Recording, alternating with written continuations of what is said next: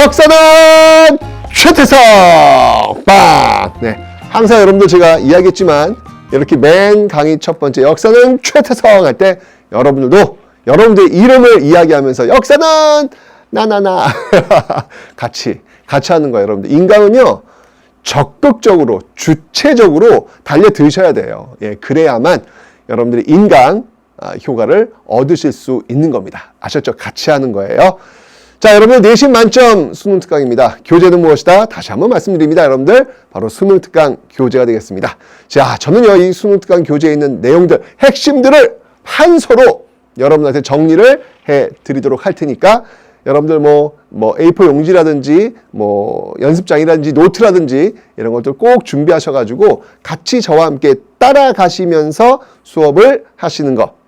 제가 얘기했잖아요, 여러분들. 인간은요 적극적으로 그저 바라만 보고 있지. 네, 이러면 점수가 안 나와요. 아시죠, 여러분들? 네, 항상 따라하면서 모든 오감을 다 동원하셔야 돼요. 모든 오감을. 아시죠? 자, 그래서 저와 함께 내신 만점 수능 특강 그 교재를 가지고 한번 공부를 시작해 보도록 하겠습니다. 자, 첫 번째 구석기 시대부터 출발합니다.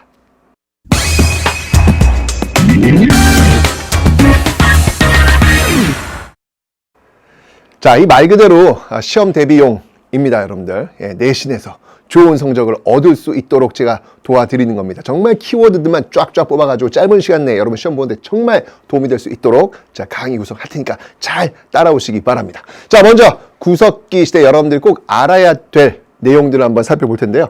자, 우선 이제 이 당시에는 어떤 생활을 했냐가 중요한 거예요. 구석기 시대는요, 여러분들 이동 생활을 했습니다. 자, 이동 생활을 했다 라고 하는 사실. 네. 정처 없이 그냥 이렇게 움직이는 거예요. 계속 식량 떨어지면 또 다른 곳으로 이동하는 모습. 그러니까 이동 생활하니까 여러분들 이 집이라고 하는 그 개념이 이렇게 명확하지가 않아요. 네. 그래서 이 당시에는 그냥 동굴이나 네, 그냥 적당히 지은 막집에서 네, 뭐 나뭇잎이라든지 뭐 이런 것들로 만든 그런 막집에서 생활을 했다라는 것을 여러분 일단 기억을 해 놓으시면 되겠습니다. 됐죠? 자, 그러면 이 당시 이제 이동 생활하는 데 있어서 사용되었던 도구가 분명히 있을 거예요. 왜? 인간은 도구의 존재니까. 네. 어떤 도구가 있었는지 한번 볼 텐데요. 자, 이 구석기 시대를 대표하는 도구가 있다면 이야! 팍! 던져요. 그러면 빡 깨지겠지. 그 깨지다 보면 이 돌 날카로운 면이 분명히 있을 거예요. 예, 그 면으로 쭉 찍거나 쭉 베거나 이렇게 쓰는 것이죠.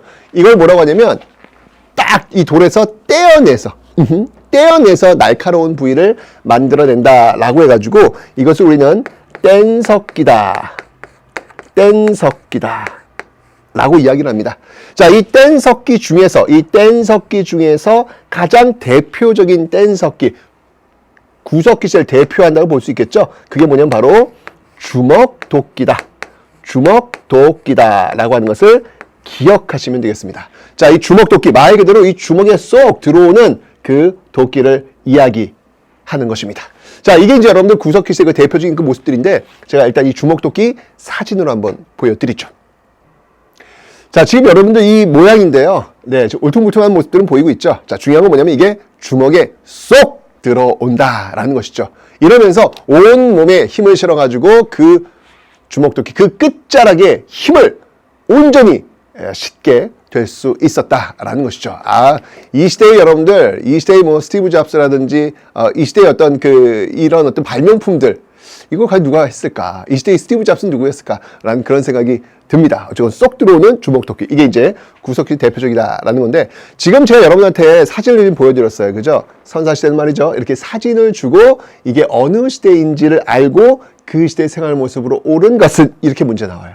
그러니까 그 사진을 딱 보시고 여러분 이게 어느 시대인지를 명확히 아시는 훈련을 하셔야만 여러분 내신에서 만점을 받으실 수 있겠습니다.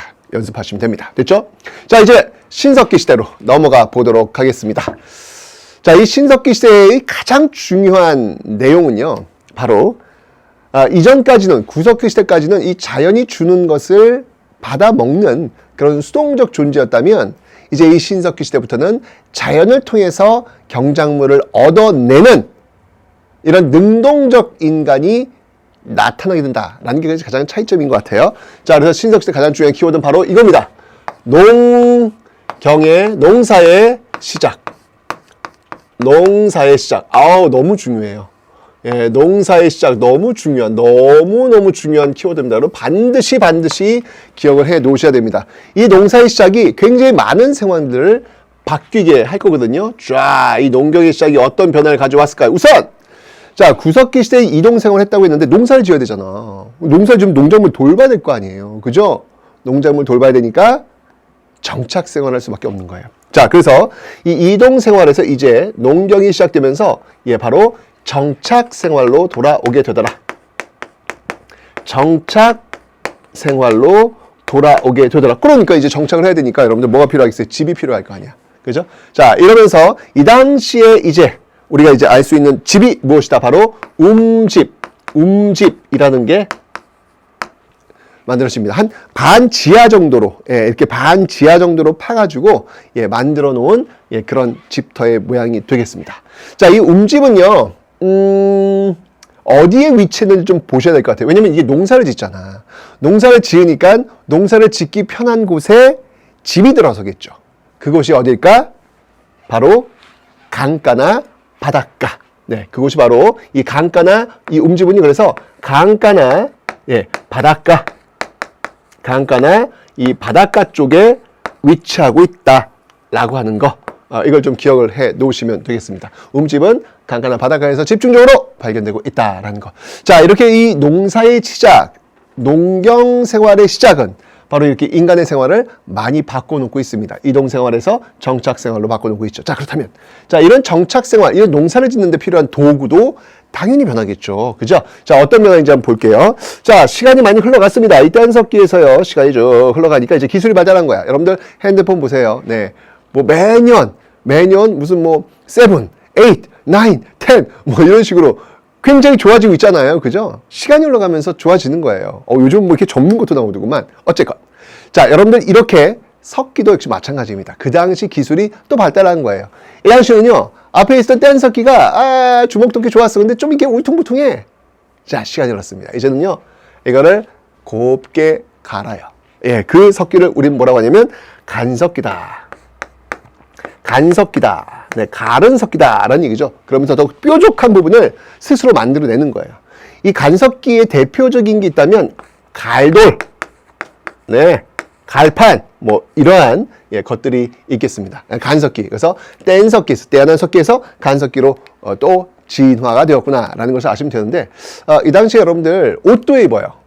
옷도 입어요. 그럼 이제 여러분 실이 있으니까 실을, 그죠? 그 실을 감는 역할을 해주는 도구가 발견이 되고 있습니다. 자, 그 도구는 무엇이다? 그 도구는 바로 가락바퀴다.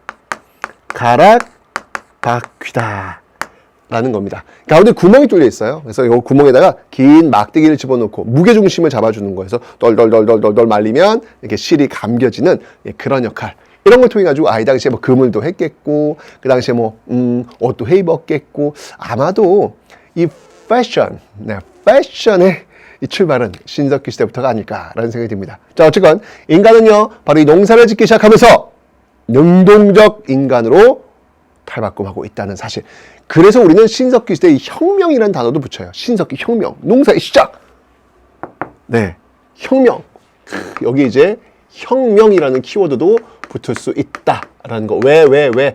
무엇 때문에? 네, 바로 농사의 시작이라는 것이 연결되고 있기 때문이다라는 것을 다시 한번 여러분한테 기억을 해드립니다. 자, 그럼 이제 여러분 농사 짓기 시작하니까 이게 농작물을 지으려면 씨앗, 그죠? 내년에 곡식을 또 농사를 지으려면 씨앗이 필요할 거 아니에요. 이걸 저장해둘 필요가 있겠죠. 당연히 이때부터는요, 토기가 등장을 합니다. 자, 이 당시를 대표하는, 신석기를 대표하는 토기가 있다면 바로 빗살 무늬 토기가 있겠습니다. 빗살 무늬 토기를 활용하고 있더라라는 것이죠. 자, 빗살 무늬 토기 한번 사진으로 확인해 보도록 하겠습니다. 그런데 이것이 그릇이란 말이냐? 이것이 그릇인가? 그릇이 아닌가? 네. 이게 여러분들 이 그릇인 그릇인데, 지금 보니까 밑이 뾰족해. 도대체 어디다 쓰란 말인가? 쓸 수가 없는데. 자, 우리는 아까 힌트를 볼 수 있습니다. 이 집들이 여러분들 어디 쓰다 그랬어요? 움집인데 강가나 바닷가에. 아, 그렇구나. 모래에 푹 꽂으면 되네. 꽂아서 고정을 시키는 거네. 그죠? 예, 이런 것들이 장소와 도구의 연관성이다 라고 보시면 되겠습니다. 자, 그리고 농사를 짓기 시작하네. 자, 이러면 뭐가 필요해요? 여러분, 적당한 해, 적당한 비, 이게 필요할 거냐. 이러면서 여러분들 농사를 잘 짓기 위해서 이 자연을 경배하는 이런 모습들도 등장합니다. 이제부터 이제 우리 농사 잘 짓게 해주세요 라고 조상신한테 감사도 하고, 이제 이렇게 농사 지은 다음에 이제 그런 것들을 이제 또 이렇게 바치기도 하고, 이런 모습이 보이는 거예요. 그러니까 인간의 의식이라는 것, 생각이라는 것, 사상이라는 것들이 그렇게 자연적 환경에도 영향을 받고 있다라는 것이죠. 모든 자연에 정령이 있다. 그 정령이 나를 도와준다. 이런 걸 뭐라고 하냐면요, 여러분들 애니미즘이라고 합니다. 애니미즘이라고 합니다. 네, 애니미즘. 이런 것들이 이제 농사를 짓기 시작하면 나타나게 되었다. 뭐 동물에게도, 동물도 믿는 어떤 그런 토테미즘이라는 것도 있어요. 뭐 조상숭배, 애니미즘, 토테미즘, 이런 것들이 신석기 시대부터 이렇게 농사를 짓기 시작하면서 나오게 되었다라는 것을 기억하시면 되겠습니다. 여러분들이 가락바퀴 한번 궁금하시다고요? 아, 좋아요. 제가 한번 보여드리도록 하겠습니다. 자, 이 모습입니다. 예, 지금 사진이 뭐 엄청 커요. 네, 근데 실제로는 되게 작습니다. 그래서 가운데 구멍이 있죠? 이제 큰 나무 막대기 집어넣고 이렇게 달달달달달 감는, 실을 감는 그런 모습들, 이게 바로 신석기 시대의 그 대표적인 또 유물 중에 하나인 가락바퀴.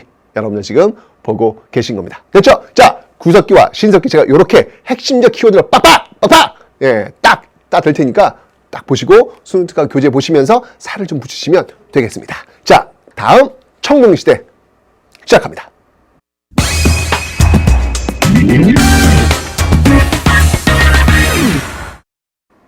자, 여러분들이 청동기 시대부터 이제 또 시작해 볼 텐데요. 구석기 신석 키워드 봤고, 청동기 시대의 키워드 가장 중요한 거. 아까 신석기 제일 중요한 게 뭐라 그랬어요? 농사의 시작. 너무 중요해. 그죠? 자, 청동기 시대도 너무 중요한 키워드가 하나 있습니다. 그게 뭐냐면 바로, 예, 계급의 출현. 완전 중요, 완전 중요. 계급의 출현. 가진 자와 못 가진 자, 승자와 패자. 이러면서 여러분들, 이 계급이 출현하게 되는 것이죠. 지배자와 피지배자, 이런 계급의 출현. 와우! 시험에 정말 잘 나와요, 여러분들. 네. 신석기 시대 농사의 시작, 완전 시험에 잘 나오고요. 청동기 시대 계급의 출현, 완전 시험에 잘 나와요. 완전. 반드시 여러분 구분하셔야 돼요. 아셨죠? 자, 그러면 이 계급의 출현을 보여주고 있는 근거가 있느냐? 있어요. 있습니다. 자, 무엇인지 한번 살펴보도록 할게요. 자, 먼저 이 계급사회의 출현을 보여줄 수 있는 것, 바로 이것이 있습니다. 바로 고인돌이 있겠습니다. 말 그대로 돌을 고여놓았다라고 해서 고인돌이라고 하는데요. 이 고인돌은 과연 계급의 출현을 어떻게 보여주고 있는 것일까요? 사진 보죠. 자, 여러분, 이게 지금 고인돌인데요. 와우, 저 위에 덮개돌. 저 덮개돌의 무게가 무려 50톤이 나갑니다. 우! 50톤! 자, 그렇다면 여러분들, 이렇게 엄청나게 큰 돌을 끌어와가지고 올리려면 혼자 가능할까요? 도대체 누가 저걸 한 건가요? 그 당시 사람들 모두 슈퍼맨이었을까요? 말이 안 되잖아, 그죠? 저 무덤이거든요. 무덤의 용도로 누군가가 썼을 텐데, 얼마나 많은 사람들이 동원되어 저 한 사람의 무덤을 만들 수 있을까? 바로 저 고인돌이 계급사회의 출현을 보여주고 있구나라는 것. 이게 바로 이제 계급 출현의 어떤 근거가 되고 있는 겁니다. 또 있습니다, 여러분들. 뭐가 있냐면요. 이제 가진 자들, 있는 사람들, 뭔가 없는 자들, 뭔가 이제 어떤 그 피지배자들과는 구분되는 무언가가 필요했다는 이야기예요. 자, 그 중에 하나 무엇이냐? 바로 이것입니다. 비파형 동검이라는 겁니다. 비파형 동검. 사진 한번 보시죠. 자, 이 악기 모양, 예, 비파처럼 생겼다라고 해서 이 비파형 동검인데요. 자, 여러분들 이렇게 청동으로 만든 무기들을 가지고 있는 지배자. 햇빛이 쫙 들어와 번쩍 있어 보이잖아요. 요즘도 왜 이렇게 좀 뭐 있어 보이는, 뭐 요즘은 그 브랜드인가? 뭐 브랜드를 통해서 뭐 자신의 부를 뭐 과시할 수도 있겠지만, 이 당시 막 이런 것들이거든요. 이런 것들로 인해서 너는 달라. 나는 지배자, 너는 피지배자. 뭐 이런 것들을 구분할 수 있는 하나의 근거가 되고 있는 그런 것들이죠. 바로 이게 계급 출현의 중요한 논거가 되고 있는 고인돌 비파형 논검. 네, 여러분들 좀 기억을 해 놓으시면 되겠습니다. 자, 그런데 이 청동기 시대 어떤 도구 중에 또 중요한 게 있어요. 뭐냐면 여러분들 농사를 지금 짓고 있잖아요. 청동기 마찬가지예요. 예, 신석기로 시작한 농사인데 이 당시에 농기구는 그럼 뭘로 만들었을까요? 청동기 시대니까 청동이죠. 여러분들 혹시 지금 농사 짓는 분들이 혹시 다이아몬드 호미로 농사 짓는 거 보셨나요? 그런 건 아니잖아요. 청동은 굉장히 귀하고요. 이거는 굉장히 고급, 이게 어려운 거예요. 그렇기 때문에 청동으로 만든 농기구는 쓰지 않습니다. 여전히 이 당시에도 돌로 만든 농기구를 쓰고 있는데 그 대표적인 농기구가 무엇이느냐? 바로 이것이 있습니다. 바로 뵐 수 있는 반달 돌칼이라는 게 있습니다. 반달 돌칼. 자, 이 반달 돌칼은요, 말 그대로 이 반달처럼 생겼어요. 그래서 손을 딱 집어넣고 이렇게 베는 거예요. 이삭을 벨 때 잘 사용됩니다. 여러분들 청동기 시대부터는요, 이때 이제 농사를 짓기 시작하는데 이 벼를 벨 때 사용되는 어떤 그런 도구들이 당연히 있어야 되잖아요. 그죠? 이제 반달 돌칼은 이렇게 벼농사, 그러니까 청동기 시대부터 이 벼농사가 시작되었음을 여러분들이 추측할 수 있다라는 게 바로 이 반달 돌칼. 어쨌건 중요한 건 뭐냐면 돌이라는 거예요. 청동기 시대에도 불구하고 농기구는 돌이라는 겁니다. 기억해 놓으시면 좋겠습니다. 됐죠? 이 반달 돌칼도 여러분 시험에 정말 잘 나와요. 진짜 시험에 잘 나옵니다. 요거 사진 딱 주고 나서 이 시대의 생활 모습으로 오른 것은 완전 시험에 잘 나와. 예, 꼭 기억해 놓으셔야 되겠습니다. 됐죠? 자, 그 다음에 이 당시 여러분들 토기도 당연히 있겠죠. 농사 지으니까. 근데 이 당시 토기는 어떤 토기였냐면 앞에 이 신석시대는 여러분 빗살무늬 토기였잖아요. 이 당시에는 민무늬 토기예요. 네, 민무늬. 그러니까 뭐냐면 장식이나 무늬가 없어. 예, 없어. 그래서 이제 민무늬라고 하는 것이죠. 이 민무늬 토기가 있는데 이 민무늬 토기 같은 경우에는 여러분들 대표적인 토기는 어느 지역에서 발견된 거냐면 미송리식 토기라고 있어요. 미송리에서 발견된 이 미송리식 토기가 있는데 이 미송리식 토기의 핵심은 역시 무늬는 없고요. 대신 손잡이가 있어요. 예, 이렇게 손잡이가 있는 그런 모습을 여러분들 기억하시면 되겠습니다. 자, 이게 바로 이제 청동기 시대에 사용되었던 어떤 그 도구들인데, 자, 문제는 뭐냐면, 자, 청동기 시대 여러분 계급이 출현했다며. 자, 그러면서 지배자와 피지배자의 어떤 모습들이 생겼다. 이때 무엇이 생겼느냐? 국가가 출현합니다. 국가가 출현. 자, 바로 이런 고인돌 비파왕동급 계급사회 출현을 보여주고 있는 이러한 것들을 통해서 이 당시 국가의 출현을 볼 수 있는데, 좀 한번 적어볼까요, 여러분들? 우리가 알 수 있는 거 바로 국가의 출현. 국가가 이제 등장하는 게 바로 이 청동기 시대라는 건데, 자, 여쭙겠습니다, 여러분들. 우리나라 최초의 국가는 무엇이다? 네, 이게 대답을 못하는 친구들이 있네요, 여러분들. 그래가지고 골든벨 나가겠습니까? 네, 우리나라 최초의 국가는 그렇죠, 바로 조선입니다. 네, 이제 이성계가 세운 그 조선, 네, 이런 것도 좀 구분할 필요도 있었겠죠. 네, 그러면서 그 옛날 조선에서 고조선, 물론 이제 조선하고의 비교는 아니고 그 이전부터 고조선이라는 이름은 있었어요. 어쨌건 옛날 조선이라는 얘기죠. 고조선이 바로 우리나라 최초의 국가, 바로 이 청동기를 배경으로 해서 출발한다라고 하는 것을 기억을 좀 해놓으시면 되겠습니다. 자, 그래서 제가 고조선에 대해서 설명을 드릴 텐데, 이때 여러분들 누가 고조선을 세운 사람은 누굽니까? 누구? 예, 바로 단군이죠. 자, 이 단군 조선에 대해서 한번 설명을 드려보도록 하죠. 단군 조선에 대해서 설명을 드려보겠습니다. 하여튼 여러분들 이번 기회에 좀 알고 계세요. 우리가 최초의 국가의 이름, 원래 이름은 고조선이 아니에요. 고조선이라는 나라 이름 없어. 조선이에요, 조선. 이 고자는 나라 이름이 아니라 옛 고자야. 옛날 조선이라는 의미예요. 예. 상식이지만 여러분 잠깐 잊고 있더라고요. 고조선 그 자체가 나라 이름이라고 착각들 하는데 그건 아니고요. 조선입니다. 청동기를 배경으로 출발한 나라는 조선입니다. 누가 세웠다? 단군이 세웠다. 우리는 초등학교 때부터 알고 있어요. 바로 우리는 이 단군 어디서 태어났죠, 여러분? 네, 바로 웅녀. 하늘에서 내려온 그 신과 곰과의 결합 속에서 단군이 나왔다. 이때는 풍백, 우사, 운사를 거느리고 풍백, 바람풍, 우사, 비우자, 바람과 비를 거느리고 왔다. 그리고 다스렸다. 바람과 비를 거느리다. 어느 사회예요? 똥경 사회라는 걸 알 수 있잖아요. 그리고 다스렸대요. 계급 사회라는 걸 알 수 있죠. 그러니까 이 청동기를 배경으로 해서 그 단군 이야기를 여러분들이 분석하시면 돼요. 선생님, 어떻게 곰이 사람이 되나요? 말이 안 되잖아요. 그건 있을 수 없는 일이에요. 라고 생각하는 거지. 초등학생들 그 정도에서 이렇게 생각하는 거고요. 여러분들은 이렇게 이 신화, 이 이야기를 통해서 그 당시의 모습들을 유추해낼 수 있어야 되는 것입니다. 아셨죠? 자, 그래서 단군조선인데, 자, 단군조선, 이게 초청 국가란 말이에요. 자, 그럼 국가야. 지배자와 피지배를 다스려야 돼. 뭔가 그 사회가 돌아가야 돼. 뭐가 필요하겠습니까?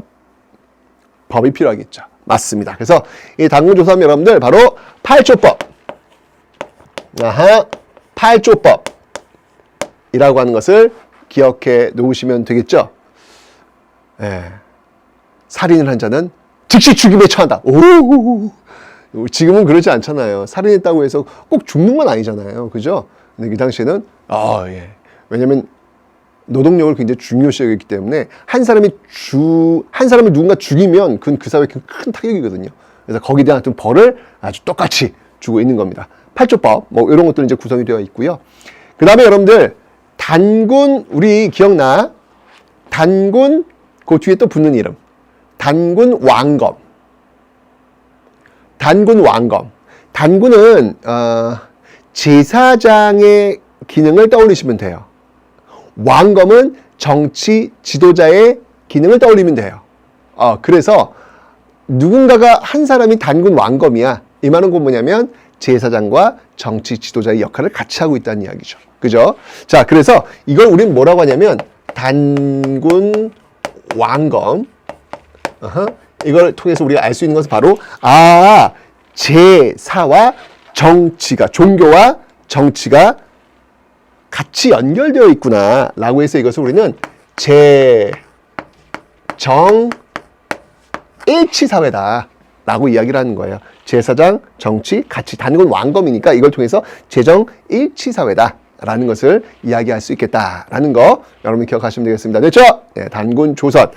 중요한 거, 청동기를 배경으로 출발했다는 거 너무 잊지 마세요, 여러분들. 너무 중요해요. 꼭 잊지 마세요. 청동기를 배경으로 단군 조선이 출발했다라고 하는 사실을 일단 기억을 좀 해놓으시면 되겠습니다. 이렇게 해서 계급사회가 출현되었던 청동기 시대, 우리가 한번 정리를 해볼 수 있었습니다. 자, 그런데 여러분들 이제 드디어 이제 철기로 넘어가게 됩니다.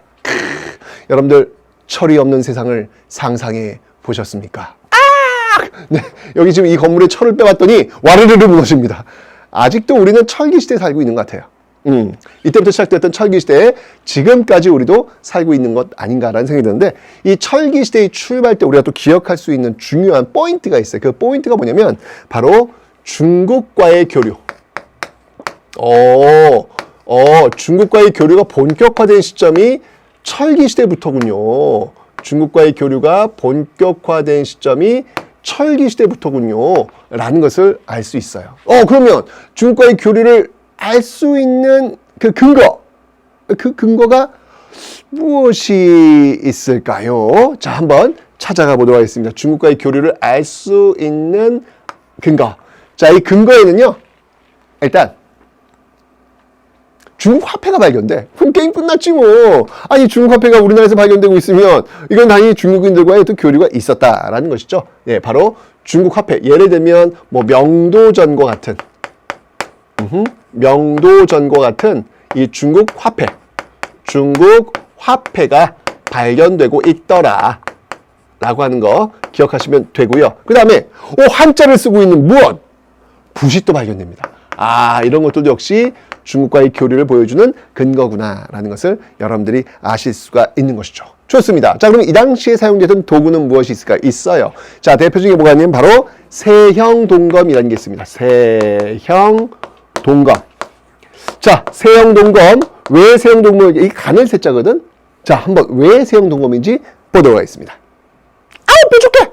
뾰족해! 네, 아주 가느다랗죠, 여러분들? 아주 뾰족하게. 앞에서 봤던 비파형 동검과는 또 다른 그런 무기구나라는 걸 알 수 있겠습니다. 이게 이제 철기 시대에 아주 본격적으로 발견되고 있는 동검이에요. 선생님, 아니 왜 철기 시대인데 왜 동검인가요? 왜 청동으로 만든 동검인가요?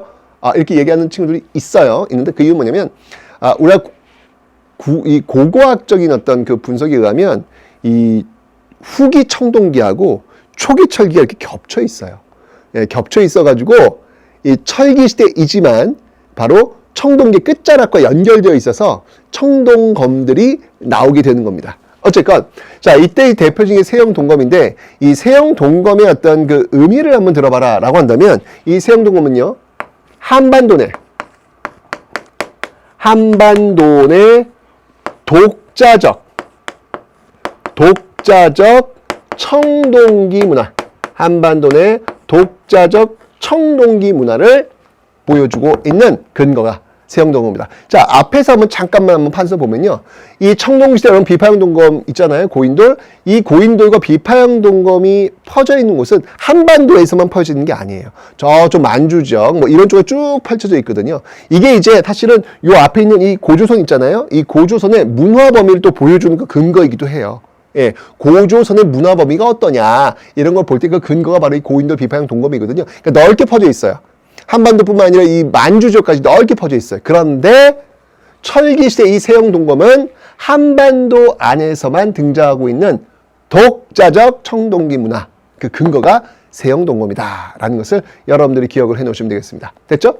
자, 그렇다면 청동기를 배경으로 출발했던 단군조선, 이 철기 시대는 어떻게 변화했을까요? 변화합니다. 자, 이 단군조선이요, 쭉 출발. 자, 철기 시대에 쭉 와가지고는 어떤 조선? 바로 위만이 세운, 위만조선으로 이제 연결이 돼요. 위만조선. 네. 위만이 세운, 위만조선으로 연결이 되고 있습니다. 자, 이 위만은 이제 고구려인으로 보입니다. 이게 넘어올 때 상투를 들고 왔다. 이 상투는 또 우리 민족의 또 어떤 상징이거든요. 그걸 틀고 왔다는 걸로 봐서는 바로 이 우리나라와 연결된 어떤 그런 인물로 보이고 있는데 이 위만조선, 이 철기를 배경으로 하고 있습니다. 그러면 단군조선은 청동기를 배경으로 하고 있다면 철기를 배경으로 위만조선이 있는데 이 위만조선의 당시 어떤 수도라고 한다면 여러분들 왕검성이 있어요. 왕검성. 네, 요 이름이 나오면 위만조선 딱 여러분 떠올리시면 되겠습니다. 자, 이 위만조선은요 어떤 역사적 의의가 있냐면 이 위만조선은 본격적인 지금 철기 배경이잖아요, 그죠? 그래서 본격적인 철기 문화의 수용이에요. 본격적인 철기 문화를 수용하고 있다라는 거 기억을 해놓으시면 되고요. 또 하나 있다면 여러분들 이 위만조선이 돈을 좀 많이 법니다. 돈을 좀 잘 벌어요. 어떻게 벌었을까? 중국에 있는 한나라와 남쪽에 있는 한반도 남쪽에 있는 여러 나라들과의 어떤 그 교역, 어떤 교역? 중개 무역을 통해서, 돈을 좀 많이 벌어요. 이렇게 이게 위만조선의 어떤 특징이라고 볼 수 있겠습니다. 철기도 막 본격 수용하고요. 무역도 굉장히 잘하면서 아주 부를 창출하는 그런 나라가 바로 위만조선이었는데 이것을 시기하고 질투하는 나라가 있었으니 그 나라가 어떤 나라다? 바로 중국의 한나라였다. 이게 이 나라만 아니었으면 우리가 직접 한반도의 남쪽에 있는 나라들과 교류를 해서 돈을 벌 텐데 이 나라가 있기 때문에 그게 힘든 거야. 그럼 어떻게 해야 돼? 그들을 없애야지. 라고 해서 이 중국 여러분 아마 세계사 시간에 배울 거예요. 그 중국 그 한나라 하면 딱 떠오르는 사람이 있죠. 바로 한무제. 한무제의 공격을 받게 됩니다. 위만조선 정말 이 우리나라 최초의 국가 이 단군조선을 연결하고 있는 그 위만조선 중국 한나라의 공격을 받게 됩니다. 그러면서 정말 치열하게 싸웠지만 결국은 이 내분으로 인해서 무너지게 되죠. 자, 이러면서 여러분들 이 한나라가 한 9년을 이 바로 고조선 영역에 세우고 있더라라는 거. 바로 이 한 9년을 공격해 들어가면서 이제 새로운 여러 나라들이 성장하게 될 것입니다. 자, 어쨌건 여러분들, 자, 여기서 지금 청동기와 철기가 있는데요. 청동기 계급의 출현 너무 중요해. 보여주고 있는 고인돌 비파약 농업 너무 중요해. 이게 바로 이 단군 조선의 어떤 문화적 범위라는 건 너무 중요해. 예, 꼭 기억을 좀 해놓으세요. 특히 청동기 부분 이분 시험에 너무 잘 나오니까 반드시 여러분 정리를 좀 해 놓으셔야 되겠습니다. 자, 어쨌건 철기시대 바로 이렇게 위완전 등장했는데 이 한군현에 의해서 무너졌던 이 모습. 하지만 이걸 다시 복원시키려는 여러 나라의 등장. 어떤 모습인지 한번 여러 나라 살펴보도록 하겠습니다.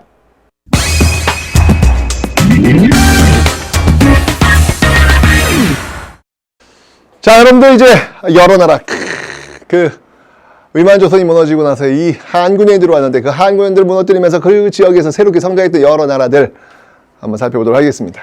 자, 먼저요. 여러 나라들은 이게 부여, 고구려, 옥조, 동해, 사만 이 나라들이 있는데 우선은 위치. 시험에 여러분들 시험에 위치를 파악하는 문제가 너무너무 잘 나옵니다. 자, 지도 한번 보도록 하죠. 자, 제가 이 별 표시를 해놨는데요. 맨 위에가 있는 게 부여, 그 아래 세 개의 별 고구려, 그 아래 저쪽 함경도 쪽에 옥저, 강원도 쪽에 동해, 그리고 아래쪽에 사만. 자, 여러분 이 지도에 있는 이 나라들의 위치를 반드시 기억하셔야 돼요. 왜냐면 시험 문제 이렇게 나올 거예요. 여기를 이제 나라 이름을 가나다라마 이렇게 가릴 거예요. 그래서 국가에 대한 설명으로 옳은 것은 뭐 이렇게 고르는 문제가 반드시 나오거든요. 그러면 일단 나라 위치 아셔야죠. 그죠? 자, 일단 파악하시고 자, 일단 위에서부터 부여부터 한번 살펴보도록 하겠습니다. 먼저 여러분들 정치 형태부터 한번 살펴보도록 하겠습니다. 이 부여는 어떻게 되어 있냐면 일단 이 오부족 연맹체로 구성이 되어 있더라 라고 하는 것입니다. 자, 오부족 형태다. 자, 이 오부족이 어떻게 되어 있냐면 오부족의 그 장들이 굉장히 어떤 그 중요한 역할들을 해요. 자, 그걸 뭐라고 하냐면 바로 사출도다. 네, 이 숫자 4를 좀 기억해 놓으세요. 예, 바로 사출도. 사출도라는 게 있어요. 자, 이 사출도가 무엇인지 제가 좀 설명을 좀 드리도록 하겠습니다. 자, 이 사출도는 바로 이것인데, 자, 먼저 여러분들 이 부여는요, 왕이 있단 말이에요. 그러면, 자, 왕이 이렇게 있으면, 자, 동서남북에 또 이렇게 군장들이 있어요. 예, 이렇게 군장들이 다스리고 있는 지역들이 있단 말이에요. 있는데, 자, 넉사라고 그랬죠? 이 군장들을 어떻게 이야기하냐면, 마가, 여기를 마가, 우가, 저가, 구가, 이런 식으로 이 족장들의 이름을 이야기합니다. 가가. 마가, 이히. 굳이 이걸 할 필요는 없었던 것 같습니다. 자, 지금 말, 그 다음에 우, 소, 저, 꿀꿀, 돼지, 구, 뭐, 개. 그러네. 족장들이 개돼지네? 여러분들, 이게 개돼지를 자꾸 이렇게 비하하시면 안 돼요. 이 당시에는 이게 족장들을 상징적으로 보여주고 있는 건데, 왜 소, 말, 개, 돼지가 중요할까? 가축을 굉장히 중요하게 키우는 그런 산업을 갖고 있었기 때문에 그런 거예요. 그런 것들을 관리하는 최고의 지위. 그러니까 마가, 우가, 구가, 저가 이렇게 나오는 겁니다, 여러분들. 아시죠, 여러분들?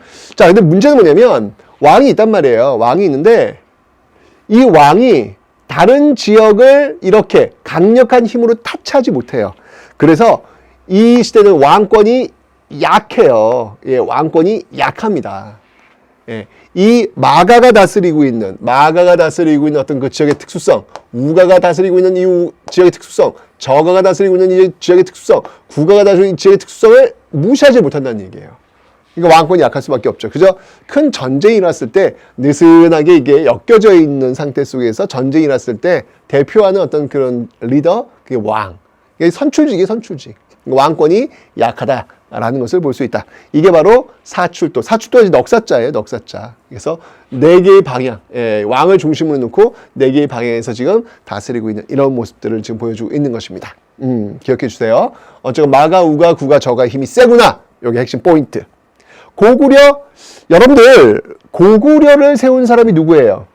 이 고구려를 세운 사람. 고구려를 세운 사람은 바로 이 부여에서 건너온 누구? 주몽. 네, 주몽이잖아, 주몽. 주몽이란 말이에요. 이 말은 뭐냐면 비슷하다는 이야기예요. 비슷하다는 이야기예요. 부여와 고구려 비슷하다는 이야기예요. 그래서 고구려 역시 마찬가지로 예, 오 부족. 오 부족 형태를 이루고 있다. 똑같아요. 여기도 마찬가지로 이 가. 물론 이제 마가, 우가, 구가, 저가 그 이름을 쓰지 않지만 역시 여기도 가가 있어요. 이 가들의 힘이 세요. 그래서 이들을 모아가지고 우리는 이들이 모여서 회의를 하는데 이걸 뭐냐면 여러 가들이 모여서 회의를 한다. 라고 해서 제가 회의다. 라고 하는 거예요. 그러니까 사출도 같은 어떤 그런 힘이 센 그런 모습을 보여주고 있는 것이죠. 자, 우리가 중요한 건 뭐냐면 이렇게 부여와 고구려는 지금 보시면 알겠지만 왕이 있다 없다. 예, 여기는 지금 보시면 알겠지만 왕이 존재하고 있다라고 하는 거. 하지만 왕권은 어떻다? 왕권은 약하다라고 하는 것. 왕이 존재하기 때문에 우리는 이것을 무엇이라고 한다? 우리는 왕이 존재하기 때문에 이거를 우리는 연맹왕국이다. 연맹왕국이다. 라고 하는 거예요. 그러니까 이렇게 요게 이제 하나의 어떤 연맹을 하고 있는 어떤 그 형태, 연맹왕국을 부여와 고구려는 가지고 있음을 여러분들이 기억하시면 되겠습니다. 됐죠? 자, 그런데 문제는 뭐냐면 옥저와 동해입니다. 이 옥저와 동해는 왕이 없어요. 이 옥저와 동해는 이 왕이 없어요. 예, 좀 보시면 알겠지만 여러분 이 옥저, 동해 그리고 사만소국 여기는 모두 다 왕이 없어요. 예, 여기 이제 차이점이라고 볼 수 있을 것 같아요. 예, 여기는 왕이 없다라고 하는 거. 딴 모두 비슷하게 왕이 없다라고 하는 예, 요 차이점들. 부여와 고구려가 이렇게 연맹왕을 구성하고 있는 반면 옥저와 동해 그리고 사만소국들은 이렇게 군장들, 왕은 아니고요. 그러니까 마가, 우가, 구가, 저가 이들을 뭐라면 군장이라고 하거든요. 이런 군장들이 다스리고 있더라라고 하는 것이죠. 자, 그러면 옥저와 동해의 군장들을 뭐라고 불렀느냐 알려드릴게요. 옥저와 동해는 읍군 또는 뭐 삼로와 같은 그런 군장들이 다스리고 있더라라고 하는 것을 기억하시면 되겠습니다. 자, 이 사만에는요, 이런 게 있어요. 여기도 이제 사만소국은 이제 군단이 다스리는데 좀 특수한 구역이 있어요. 그게 뭐냐면 바로 소도라는 곳이 있습니다. 이 소도를 다스리는 사람이 누구냐면 천군이에요. 천군이 바로 소도를 다스려요. 자, 설명해 드릴게요. 소도는요, 여기 혹시 범죄자가 들어가잖아요. 도망치잖아요. 그러면 정치 지도자, 군장이 함부로 이 소도의 군인들을 보내가지고 그 범죄자를 잡아올 수가 없어요. 여기는 신성구역이에요. 가만히 있어봐. 그러면 이 신성구역을 다스리는 천군이 따로 있고 정치를 담당하고 있는 군장이 따로 있다? 분리되어 있네요. 가만히 있어봐. 앞에서 우리가 배웠을 때 단군 왕검을 배웠단 말이에요. 이때는 재정일치라는 걸 배웠죠. 그죠? 그런데 지금 여긴 천군의 모습을 통해서 무엇? 바로 그렇죠. 바로 이 모습을 통해서 제사장과 정치 지도자가 분리되어 있는 재정 분리 사회임을 여러분들이 유추해낼 수 있다라는 것입니다. 됐죠? 자, 부여 고구려가 연맹 왕국이고 하지만 왕권은 약했어. 그리고 옥저 동해 사만소국은 이렇게 왕이 없고 군장들이 다스리고 있었는데 재정분리사회였구나 라는 것을 여러분들이 추측하시면 되겠습니다. 됐죠? 자, 정치 봤고요. 다음 중요한 포인트 뭐냐면 바로 제천행사입니다. 하늘에 제사를 지내는 이 제천행사. 자, 기억을 한번 해보셔야 되는데요. 시험에 잘 나와. 자, 부여에는요, 제천행사가 뭐가 있냐면 부여에는요, 부영고 네. 매번 할 때마다 참 민망합니다. 네, 바로 영고라는 제천 행사가 있습니다. 네. 뭐 환영하는 것이죠. 북을 치면서 둥둥둥둥둥둥둥둥둥 그냥 달빛에 그냥 앞에 그냥 캠프파이어처럼 불을 쫙 펴놓고 많은 사람들이 둥둥둥둥둥 느낌이 오시죠? 네. 부여의 영고. 그 다음에 고구려 군사동맹. 고구려가 싸움을 잘하지 않습니까? 여러분들 뭔가 느낌이 오지 않습니까? 여기는 동맹이에요. 동맹.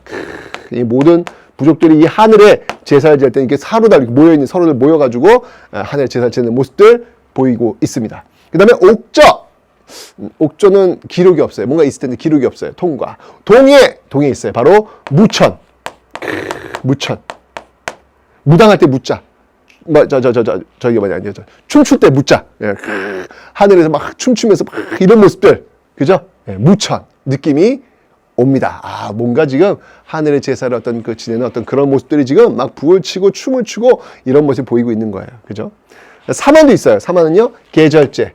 아, 이 사만을 보시면 알겠지만 여러분 지금 우리의 단오, 추석 이런 것들이 다 여기서부터 연결이 되고 있는 것이죠. 네, 조상한테 이제 감사합니다. 예를 올리는 그런 모습들. 이게 제철 행사입니다. 여러분 너무너무 중요하니까 꼭 기억하시고요.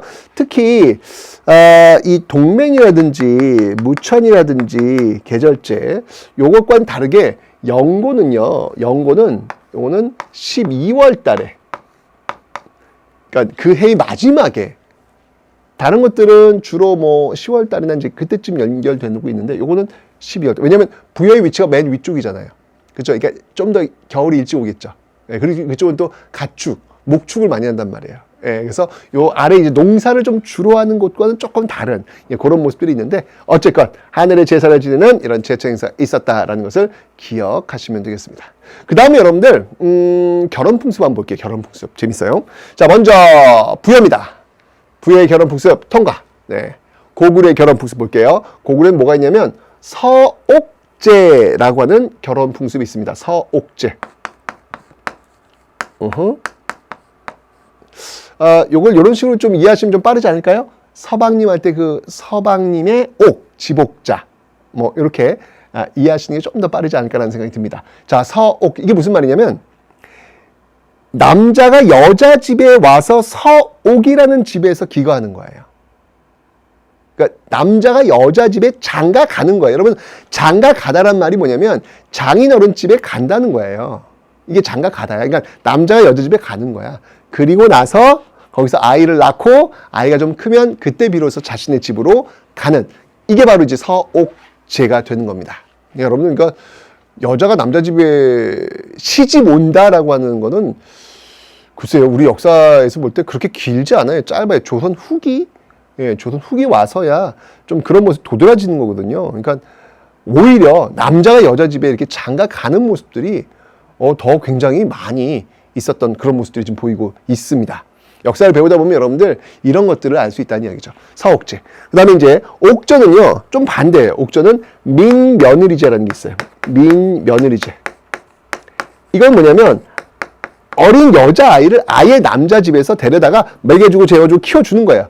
그래서 이제 결혼 나이가 되면 그때 비로소 이제 청혼을 하는 이런 모습들을 민자가 들어갔잖아, 민자. 그러니까 아직은 이제 미성숙한 어떤 그런 모습이라는 얘기죠. 미성숙한 며느리를 데려왔다는 어떤 그런 의미잖아요. 민며느리제 있고요. 그 다음에 동해에서는 조계혼이라는 게 있습니다. 그러니까 다른 부족하고 결혼을 하는 것, 조계혼이라는 거. 이런 결혼 풍습들을 여러분 좀 기억을 좀 해놓으시면 좋겠습니다. 됐죠? 자, 그 다음에 이제 또 다른 사회 풍습으로 뭐가 있냐면, 이 옥저에 그 무덤이 있어요. 무덤이 있는데, 이거 좀 독특합니다. 바로 가족 공동 무덤이 있습니다. 가족 공동 무덤. 자, 이게 뭐냐면 예를 들면 이런 거죠. 사람이 죽었어.